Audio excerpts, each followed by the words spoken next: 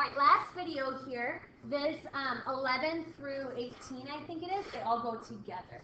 All right, so all of this stuff on right here on the screen is to answer the next eight or so questions. Paige collects data on how long she spent on her phone compared to the battery life that was left on her phone throughout the day in hours. She made this scatter plot. Okay, the scatter plot on the left is the scatter plot she made.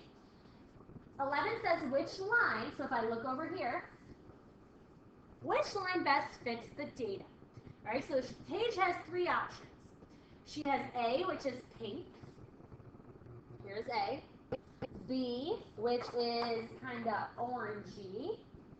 And C, which is green. Which one fits the data? Hopefully you don't get this wrong. That would be A. That would be your line of best fit. Now, which equation best fits A? All right, well, I have a negative slope, y-intercept of 9. Those all seem to be good. Why don't we pick 2 points that are on the pink line, like right here and right here, and calculate the slope? It looks like it's going down 3 over 4. And down 3 over 4 is 0.75. So that equation looks like that would be appropriate for that pink line. So here's the equation we chose. Negative 0.75x plus 9. We're going to use that for the next couple of problems.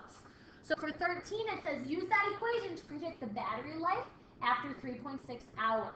Now notice, remember, on this table here, hours is the time that's on the x-axis.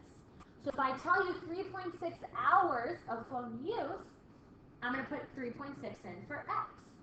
So I'll just write down here y equals negative 0.75 times 3.6 plus 9. And I'm going to calculate that on Desmos. Negative 0.75 times 3.6 plus 9, that tells me that she should have about 6.3 hours of battery life left on her phone after that amount of time. Same type of thing in 14. Use the trend line equation, that equation at the top, to predict the battery life after 20 hours. Again, I'm putting 20 in for x. So I'll do the same thing. I'm going to put 20 in here for x and use Desmos to calculate my value. So I'm just going to change that 3.6 to 20, and it looks like she will have negative 6 hours of phone use, or battery life left. Negative 6 hours. Now, do you think that makes sense? Can she have negative 6 hours? No. So, that's what 15 is saying. Does that make sense?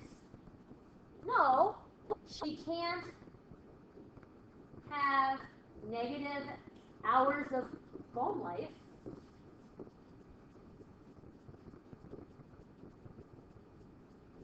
The lowest phone life she could have is 0 hours, right? So once she got to 0, she would be done with using her phone. It would be dead.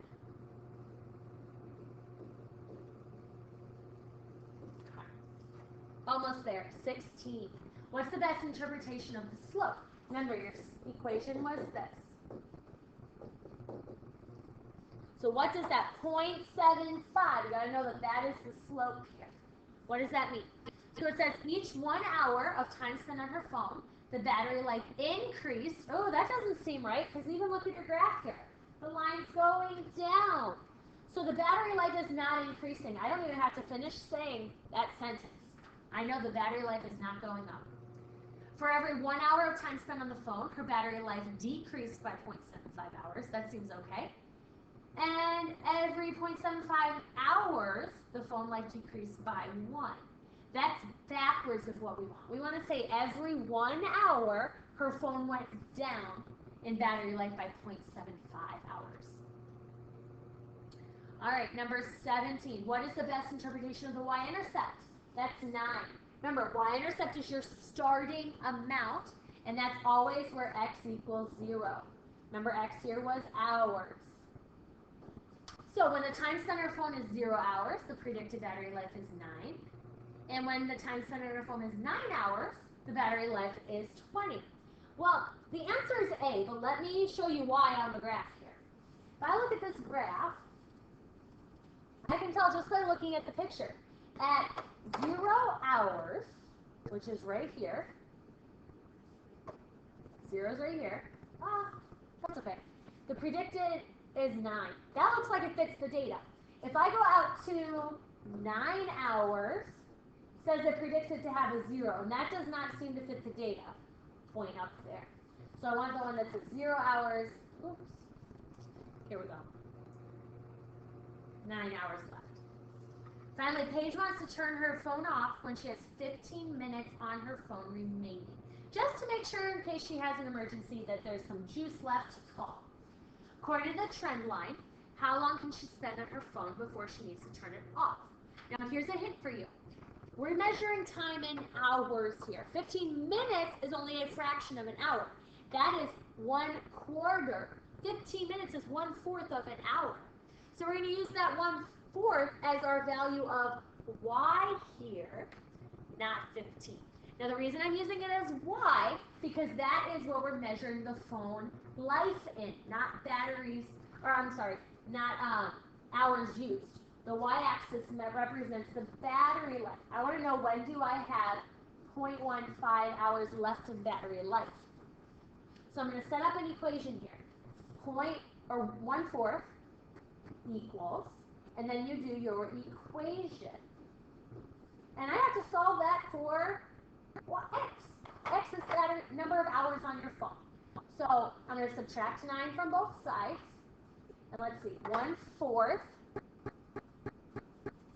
minus 9 is negative 8.75.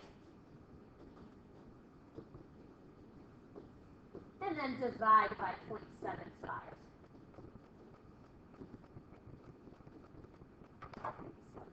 Take negative 8.75 divided by 0.75, and get negative 11.7 or so hours.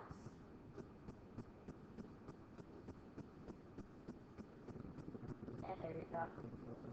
That's how long she can be on her phone until she has about 15 minutes left of juice.